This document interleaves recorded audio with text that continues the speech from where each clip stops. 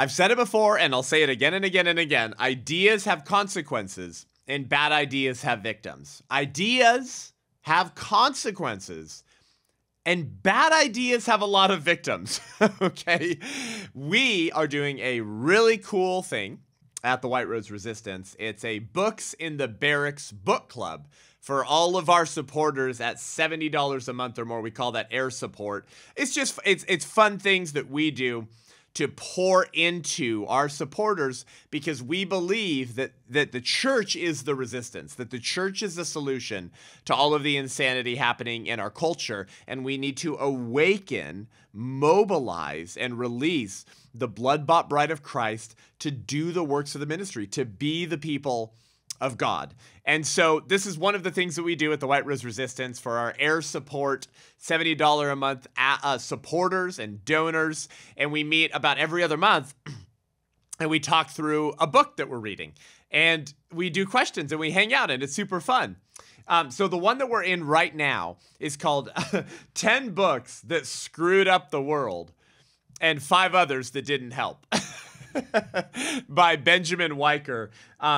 We are doing this in a 2-part conversation. We're going to do just like 4 mini chapters together today on the Seth Gruber Show. We're going to talk about this book because it so powerfully explains the history of ideas that are connected today to liberalism or leftism. And how we got here, who mainstreamed these ideas, who popularized them, who is responsible for injecting the culture with such insanity. It's really important to know these things. And so for a full treatment, a full conversation with me and with other supporters of the White Rose Resistance, actually like all around America, go to thewhiterose.life and become an air support donor at $70 a month.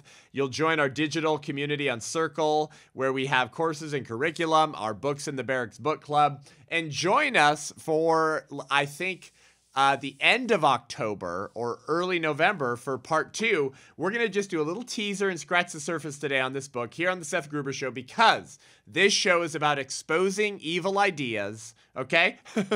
Promoting the good, the true, and the beautiful, explaining how this culture of death was created so that we can oppose it, we can tear it down, and we can rebuild a culture of life. So go to thewhiterose.life, join at $70 a month, and welcome today to the Seth Gruber Show.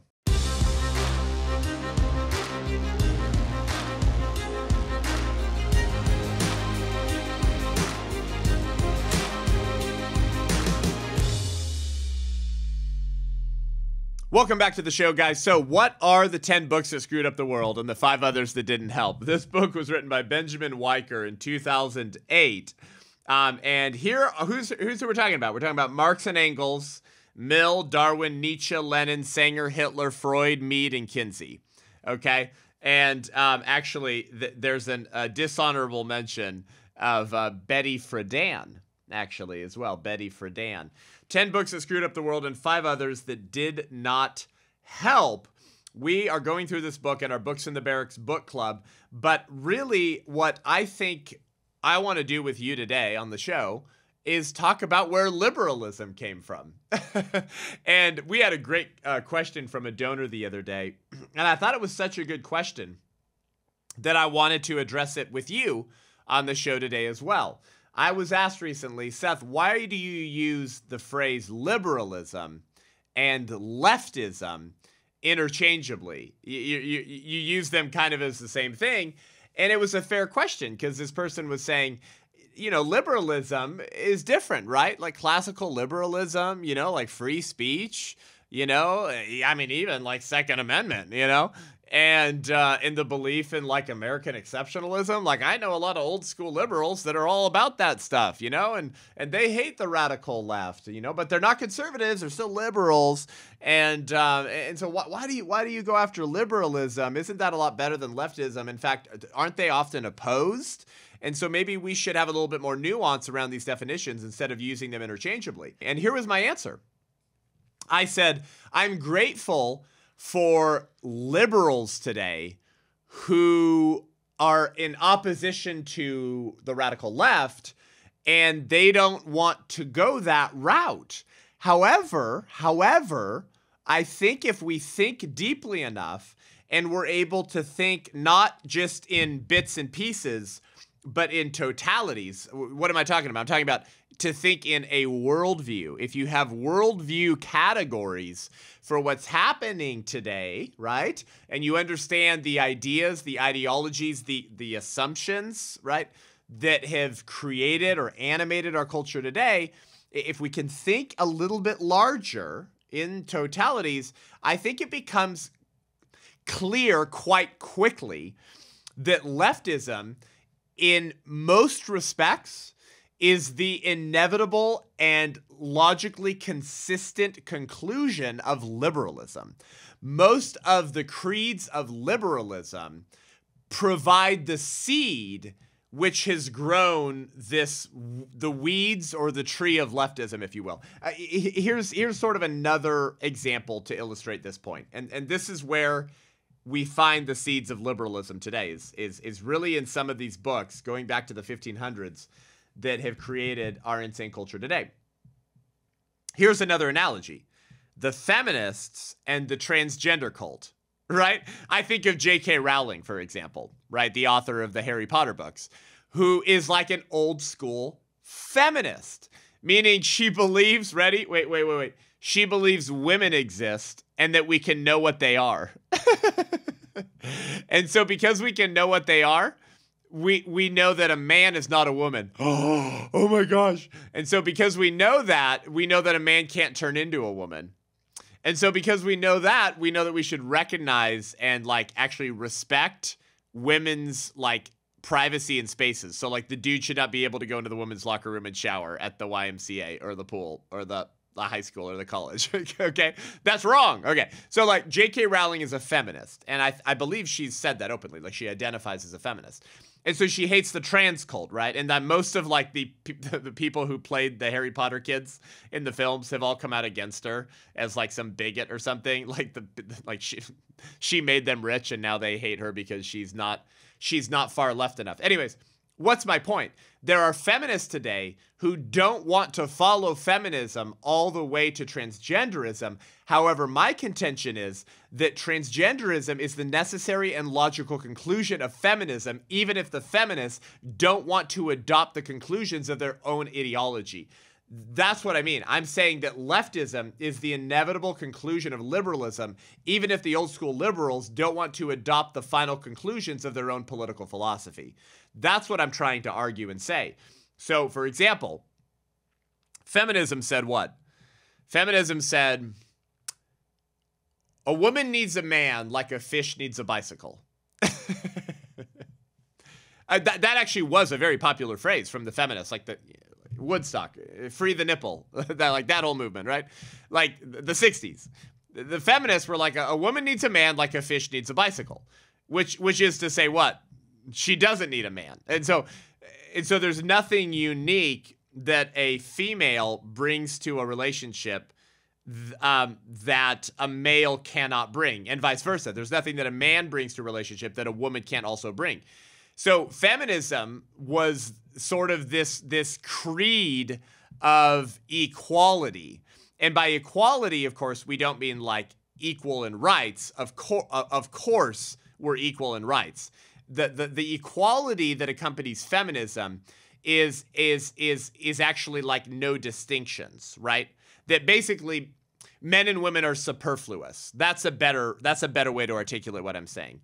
That equality in feminism is to say that men and women are superfluous. They don't need one another, and they don't bring anything unique to the table, right? So societal gender roles don't come from anything objective. They don't come from anything biological. Like there's nothing about our biology that provides any clues to our identity or our roles in society. So it's just a coincidence of nature that she has breasts and he doesn't. That's just a random coincidence of nature. Because otherwise we're identical, except for the physical attributes, which are different, which I guess, I don't know, that's what Darwin decided, or the electrified sludge that happened to arrange itself into what we now call consciousness. That's just a random coinkydink of nature. But otherwise, societally, right, like socially, culturally, men and women are identical. And any roles that had become normalized, the feminists argued, were just an example of the patriarchy and the chauvinist males keeping women under their thumb. None of it flows from biological distinctions or natural orderings. So if that's what feminism says, then what would be the next sort of logical conclusion or next step? Well, then we have to legalize gay marriage. That would be the next step. If men and women are superfluous, and what did the same-sex marriage advocates say leading up to and for years before Obergefell? Obergefell is the Supreme Court decision that found a fictional constitutional right to gay marriage, whatever that means. They said any two will do. Do you remember this phrase? I actually remember these things, but like these phrases sometimes go in and out of popularity and people forget about them. This was very popular. Any two will do became sort of the rallying cry with the equal sign, right? The equals, like meaning gay marriage, gay equality. Like we have to have the right to marry each other to have true equality. And the phrase that accompanied this revolution was the phrase, any two will do. Well, what did they mean by that? Two mommies is the same as a mommy and a daddy. And two daddies are the same as a mommy and a daddy. Because men and women are superfluous. So if that's the seed of feminism, if that's the orthodoxy of feminism, then obviously you have to legalize gay marriage. Because any two will do. It's all socially contrived anyways. So a man and a man, a woman and a woman, it's all the same anyways. And so the argument became that children fare just as well with two mommies, some libs would say better even, than a mommy and a daddy. Okay, well, if that's where feminism took us, then where does it go next? That a man can become a woman. Why not? Right? And by the way, we're going to find all of the seeds of this in some of the books right now that we're jumping into on the Seth Gruber Show today. On this book, 10 books that screwed up the world and 5 others that didn't help, as a little teaser for you of some of the cool stuff that we do at the White Rose Resistance with our donors. But you'll find all the seeds of these belief systems that leads to liberalism, that leads to modernity, and that eventually becomes today what we call the radical left or leftism, okay? So if we have to have gay marriage because men and women are superfluous and there's nothing unique between a man and a woman, then why can't a man just be a woman? Why can't we just like swap? Like, why can't we just be interchangeable? That's what the feminists taught us anyways, that we're basically interchangeable. And if by the way, if René Descartes was right, that our body is like a prison for the real self, the real person, then the thing that we call a body is just a pound of flesh anyways. It's not the real person. So your pound of flesh might have 2 breasts and your pound of flesh might not. And you might have male chromosomes and you might have female chromosomes, but it's just random. That's not who you really are anyways. So go ahead. Okay, go ahead, Bruce, and liberate your womanhood from the biological prison of your male pound of flesh. Like, transgenderism is the inevitable and final conclusion of feminism. The same is true with liberalism and leftism. That's what this book begins to help us to understand. So I just wanted to do a flyover on some of these books because I think Benjamin Weicker does a better job of this than almost anyone else I've ever read. So where does he begin to trace all of this? Well, before I tell you where, I want to remind all of us how true that phrase is. ideas have consequences, and bad ideas have victims. Benjamin Weicker, in the introduction to his book, 10 Books That Screwed Up the World, says that many have come to not believe that ideas have consequences. He says, Thomas Carlyle, the eminent Scottish essayist and sometimes philosopher, was once scolded at a dinner party for endlessly chattering about books. Ideas, Mr. Carlyle, someone said. Ideas. It's nothing but ideas. To which Thomas Carlyle replied, there was once a man called Rousseau who wrote a book containing nothing but ideas. The second edition was bound in the skins of those who laughed at the first. Carlyle was right. Jean-Jacques Rousseau wrote a book that inspired the ruthlessness of the French Revolution. It's a little vignette to remind us of the power that ideas have. We might mock those ideas. We might laugh and scoff at those ideas, and we may be right to do so, but don't discount or forget the danger of bad ideas, and those ideas are very welcome today in a certain institution called our universities. And those ideas are forming the moral conscience or the immoral conscience of the next generation who will be your future voters. Ideas have consequences. Have you ever heard of Niccolo Machiavelli? You've probably heard of Machiavellianism. That refers to Machiavelli, who lived between 1469 and 1527. And he wrote a book in 1513 called The Prince. That's the name of the book, The Prince. In the thesaurus, Machiavellian stands with such ignoble adjectives as double-tongued, two-faced, false, hypocritical, cunning, scheming, wily, dishonest, and treacherous. And today, this has come to be known as Machiavellianism.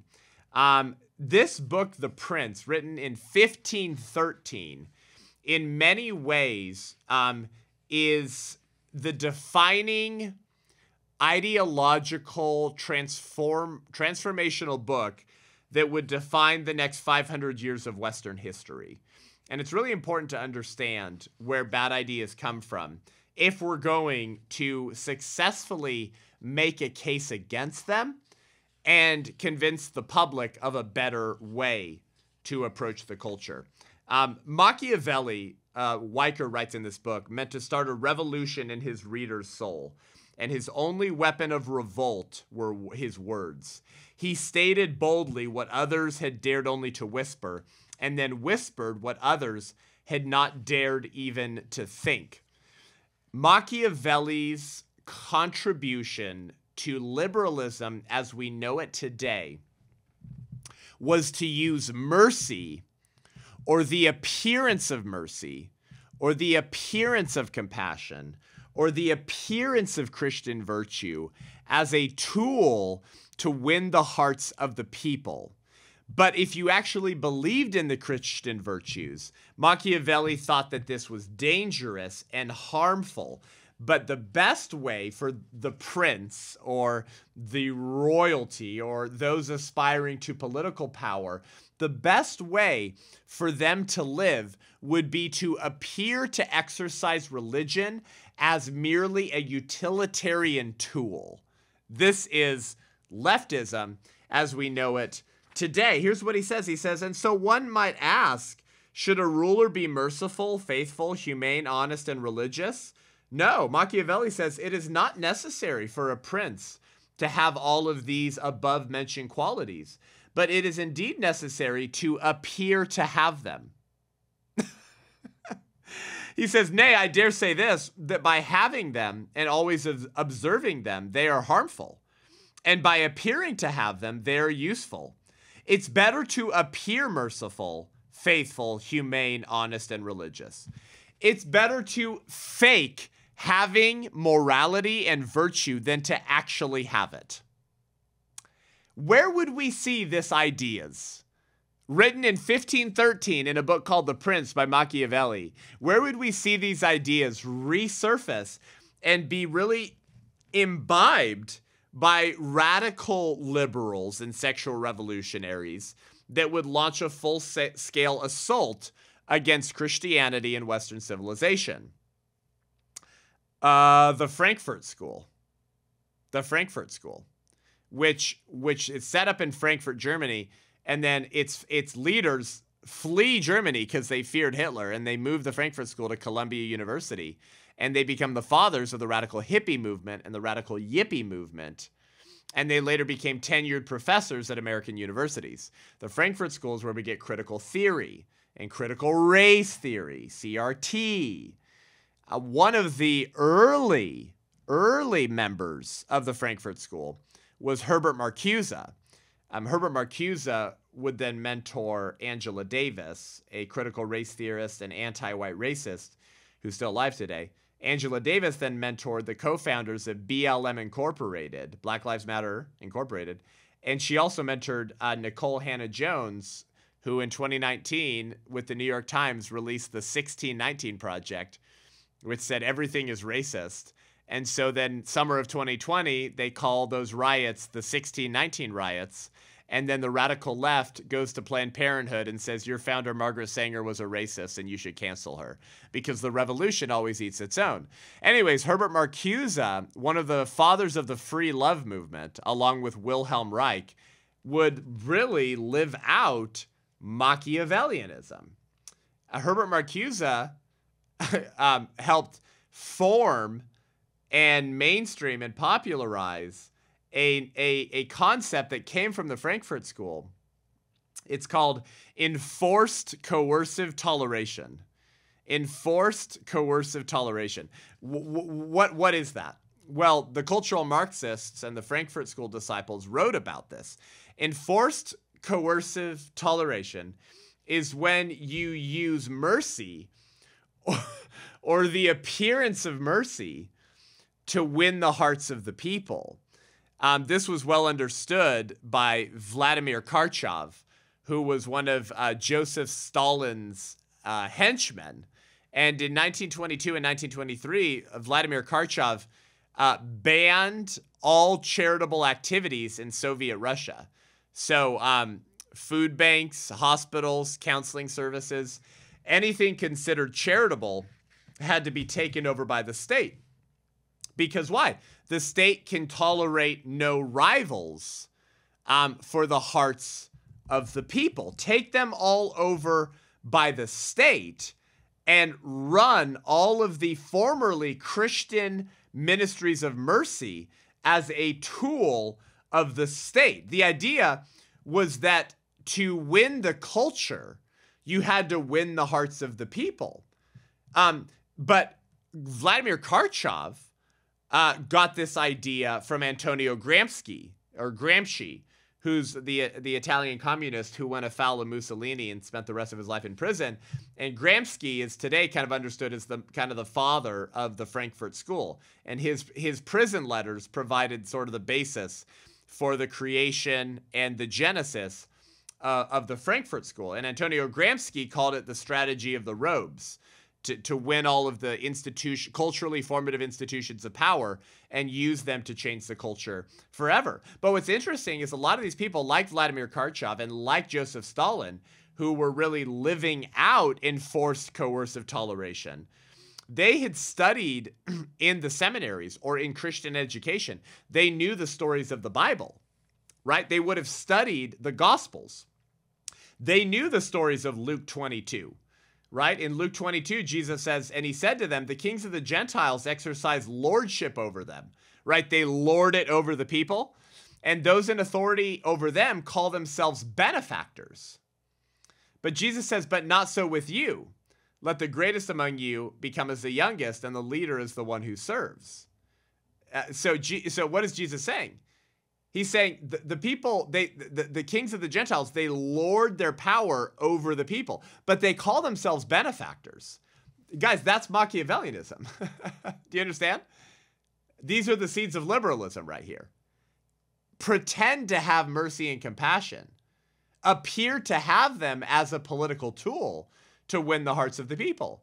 which then gets sort of repopularized by Herbert Marcuse and the Frankfurt School with this concept of enforced coercive toleration. Do you understand the strategy?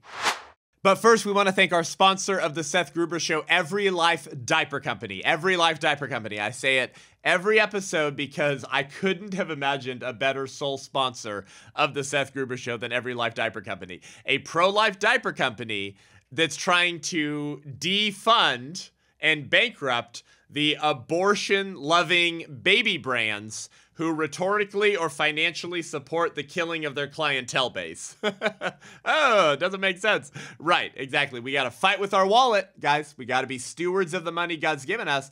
And one of the ways we do that is, insofar as we can, we shop in alignment with our values and with people who want to build a culture of life. So go to everylife.com, everylife.com, and use promo code SETH10, SETH10, for 10% off your first order, and let them know that we sent you. Every Life diapers for your wipes, your diapers. I think you get a discount if you put it on auto too. If you got lots of babies, lots of poop, okay, you put it on auto and you save some.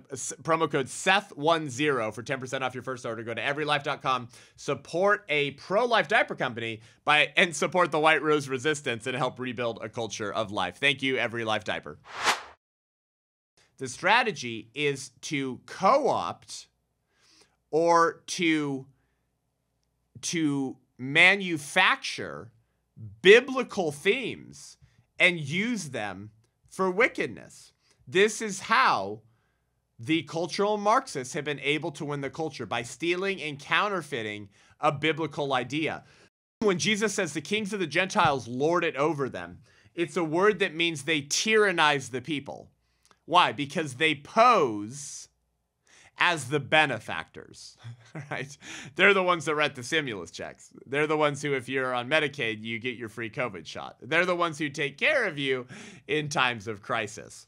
And we see a lot of the modern liberal strategies of creating crises to consolidate control and power all the way back in Machiavelli's book, The Prince, written in 1513. In other words, you create the problem, you create the crisis, you create the pain, and then you brutally destroy the problem, thus satisfying the people while simultaneously scaring them into obedience. We see this in Machiavelli's book, The Prince, in 1513. Benjamin Weicker, in his book, 10 Books That Screwed Up the World, tells a really interesting story that I think you'll see as a key aspect of liberalism or leftism today in the culture. This is sort of disgusting and fascinating. Machiavelli tells a story in his book, The Prince, of a wicked man named Cesare Borgia, whom Machiavelli knew personally. He had been named a cardinal in the Catholic Church, but resigned so he could pursue political glory. Borgia was a man without conscience. He had no anxiety whatsoever about inflicting great cruelties to secure and maintain power. Of course, this gave him a bad reputation with his conquered subjects, creating the kind of bitterness that soon leads to rebellion. In chapter 7, Machiavelli sets before his readers an interesting practical lesson on Cesare Borgia's method of dealing with this problem. He tells a story. One of the areas Borgia snatched up was Romagna, which Machiavelli notes was a province quite full of robberies, quarrels, and every other kind of insolence.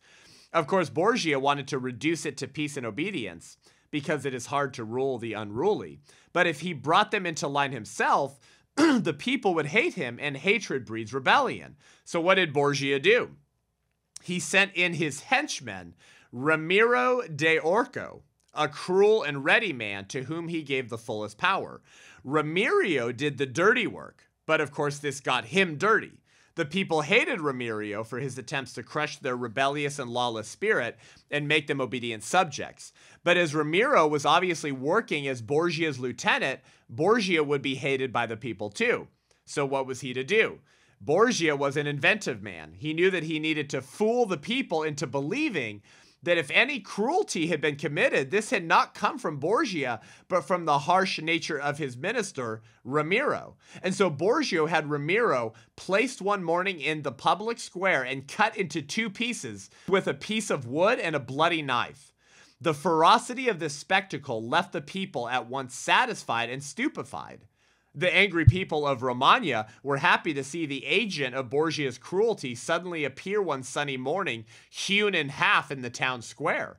Borgia himself had satisfied their desire for revenge, but at the same time they were numbed into obedience by a completely unexpected spectacle of ingenious brutality. So, what's my point? What's Machiavelli's point in telling this story in The Prince? Create a problem, create a crisis, create pain, then brutally destroy the point of pain, thus satisfying the people and their anger, but simultaneously scaring them into obedience by an overtly extravagant, overwhelming solution, fearful solution to the problem, reminding them who has power and that those people will be ready to use that power if you step out of line. This is one of the key aspects of liberalism today. This, along with the strategy of appearing to be virtuous, appearing to have morality and religion as a tool of power and to win the hearts of the people, is all of the most standard aspects and features of liberalism today. And this goes back to 1513 in a book written by Machiavelli that came to be sort of the orthodoxy of liberalism today. I want to touch on one other sort of seed, if you will, right? That's what we're saying. Today we're saying, what are the seeds of liberalism? If leftism is the inevitable conclusion of liberalism, then what is the seed of liberalism? And how do we understand the political philosophy and strategies of those who seem to be hell-bent on ruining America, freedoms, liberties, and Christianity as we know it in America today? The second, probably most important aspect to touch on before we wrap up the show today, and then hopefully if you wanna dive into Jean-Jacques Rousseau, and if you want to dive into Thomas Hobbes, and if you want to dive into Marx and Engels and John Stuart Mill and Charles Darwin and Nietzsche and Lenin and Margaret Sanger and Margaret Mead and Adolf Hitler, and even Betty Friedan, join our book club, our Books in the Barracks book club, by becoming an air support donor at $70 a month by going to thewhiterose.life, and joining us. And then we hang out with yours truly on Zoom, and we answer questions, and we talk about these books to help you better understand what we're dealing with and what we're up against. But the second book I want to touch on briefly is by René Descartes. Right? You've heard of René Descartes. He wrote many books. His perhaps more damaging book, according to Benjamin Weicker in this book, is called Discourse on Method, written in 1637. You know René Descartes today, even if you don't know the name. And the way that you know him is from his most famous and popular phrase, I think, therefore I am. You've heard that, right? I think, therefore I am. And this has been taken as a very sort of succinct and persuasive explanation for, I guess, human exceptionalism. Like, what makes humans unique? Well, we're rational creatures. We have language. We can think. We have a moral nature. We have moral accountability. And why do we have moral accountability? Because we know the difference between eating a hamburger and eating a Harold burger. And the reason we can know these differences is because of our ability to think and rationalize. And so in my younger days, I was sort of taken with or persuaded by this phrase, I think, therefore I am. On the surface, it seems to make sense. But Descartes' phrase and his views on what it means to be human have perhaps done more damage to the Western mind and to American culture as we know it today than very few others, actually. I think, therefore I am, has a lot more ugly trash and baggage with it than I think most people understand. How exactly formative was René Descartes on the Western mind? Well, when the great Frenchman Alexis de Tocqueville visited America in the first half of the 19th century, he said that America is one of the countries where the precepts of Descartes are least studied but best applied. That's, by the way, how you know how consequential your ideas have become. That they're the least studied but the most applied. That's the danger in assumed ideas, in assumed premises. When you assume an idea and then you operate and make decisions off of those ideas, but you don't actually understand those ideas, that's the most dangerous thing of all. Because we all function off of a worldview. We all function off of lenses that help us make sense of the world that we live in. But if you don't even know the lenses that you're wearing and how you're interpreting things that are happening, that's even more dangerous because you're functioning off of an assumed worldview that you can't even identify or name. So Descartes today is probably best known for his contribution to what we have called dualism, okay? Or Cartesian dualism, or body-self dualism. What does Descartes say? What does he mean by this? And how does this contribute to the left's obsession and normalization of same-sex marriage, abortion, homosexuality, transgenderism, transhumanism? He said, "From this I knew that I was a substance, the whole essence or nature of which was merely to think, and which, in order to exist, needed no place and depended on no material thing." He says, "I could pretend that I had no body, and that there was no world nor any place where I was, but I could not pretend that I did not exist." So what does he mean? In other words, I think, therefore I am, that human identity and personhood is found in the mind alone. Your thinking action is all that you are. You're not, according to Descartes, a union of body and soul. You are a mind, which is to say, not a brain. Do you understand what I'm saying? When I say a mind, I mean like your consciousness and your self-awareness. I don't mean the actual physical thing up here called a brain. Descartes would say you are a mind, and that mind is a consciousness, it's personality, it's self-awareness. That's the person. I think, therefore I am. Human identity, the I amness of me, is purely my mind alone.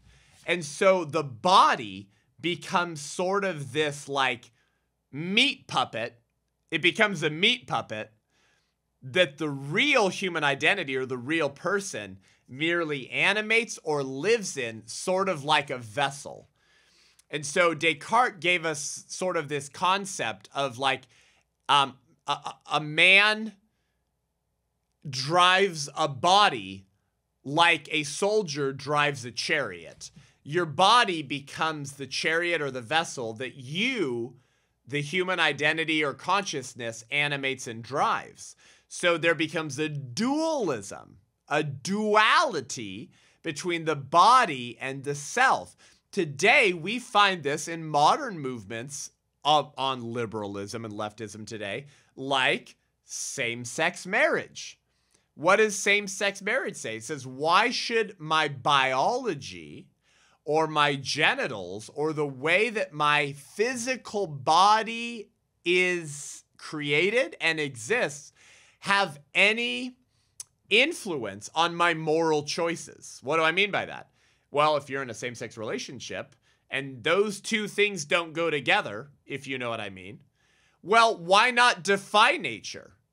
Why should the fact that two gay guys have two male genitals, right? Two phalluses.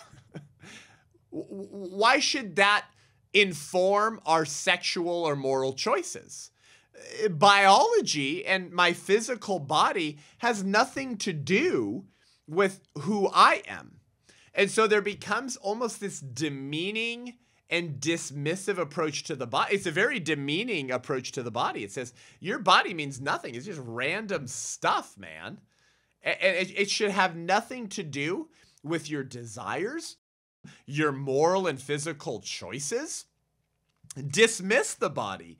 It's irrelevant. And you live in accordance to whatever feels good. And of course, the most blatant example of this today would be transgenderism. Transgender activists literally use the language of Cartesian dualism when they say, I am not my body, or when they say, I'm born in the wrong body. I want you to think about that phrase. I am not my body. So whatever I am, it is not the body, because I am is different from my body. They're dualistically opposed to one another. And so why not liberate my gender identity from the biological prison of my physical body and identify as the opposite sex? What I'm telling you is that all of this came from René Descartes. This is called Cartesian dualism, or body self-dualism. No one contributed more to modern dualism than René Descartes. Benjamin Weicker, author of the book that we can continue to dive deeper into if you join our book club, Books in the Barracks, and become a air support $70 a month donor of the White Rose Resistance. Benjamin Weicker calls this a walking philosophical bipolar disorder. He says Descartes is the father of modern dualism. And what does dualism itself beget? A walking philosophical bipolar disorder, a creature who is not at home in creation, a creature who dwells in dual extremes, either as wholly a ghost or entirely a robot.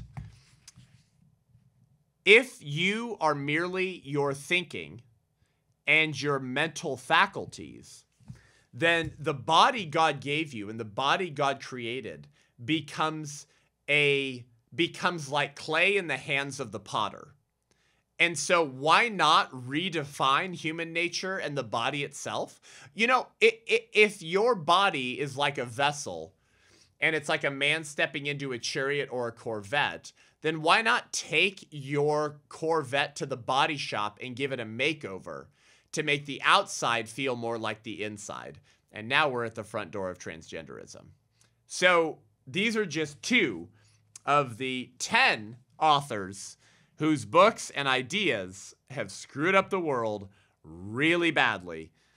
We've only scratched the surface. I thought it would be fun to sort of answer the beginning of the question, what are the roots of liberalism or leftism as we know it today? Where did those ideas that animate liberalism come from? How far back? And what were the nature and qualities of those ideas that have really rotted the Western mind? We want to do more of this on the Seth Gruber Show, looking at ideas because they have consequences, debunking and discrediting bad ideas because they have victims, and equipping you to think a little deeper, to level up, and to be able to diagnose like a philosophical doctor the ideas that are destroying the country and culture, so you can provide a better view of human flourishing. You can articulate a better picture for what America could look like. And no better institution to do this than the institution that used to do that all along, the Capital C Church, the Bride of Christ in America.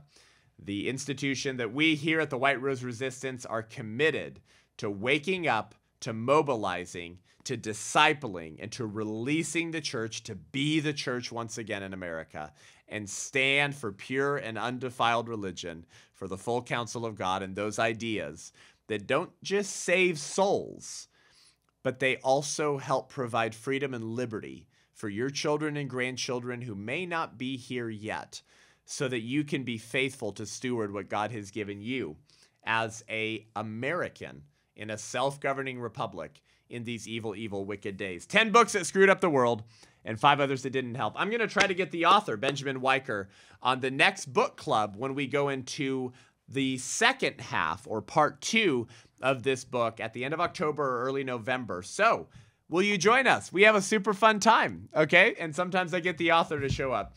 Go to thewhiterose.life, become a $70 air support donor to the ministry. You'll get your battle box in the mail. You'll join our Circle digital community that's private and it's just for donors. And then you'll join the Books in the Barracks book club as we meet about every month, every 6 weeks, sometimes every 8 weeks, depending on how long the book is, to give you a chance to really actually finish it. Go to iTunes, Spotify, YouTube, give the show a rating and review. Let us know what you think. It really helps us. And go get your tickets to join us in Washington, D.C. on January 23rd for Life or Death Con. Guys, God tells us, I've set before you life and death. Now choose life, so that you and your inheritance, you and your children may live, okay? 2 choices. If you straddle the fence, you'll take Pickett in the groin. If you stand in the middle of the road, you'll get run over by a truck. Join us at Life or Death Con. Go to lifeordeathcon.com, lifeordeathcon.com, and get your tickets. And hey, if you're a $35 a month ally or greater at the White Rose Resistance, you get your tickets for free. All allies and up join the conference for free. And screen the film, The 1916 Project, at your church. It is taking the church and the country and the culture by storm. It's growing like a snowball, and we can't wait for this film to come out on October 22nd, streaming on X, on Twitter, free for the world in the lead up to the election. Thank you guys for listening to The Seth Gruber Show. We'll see you next week. I'm Seth Gruber, and this is The Seth Gruber Show.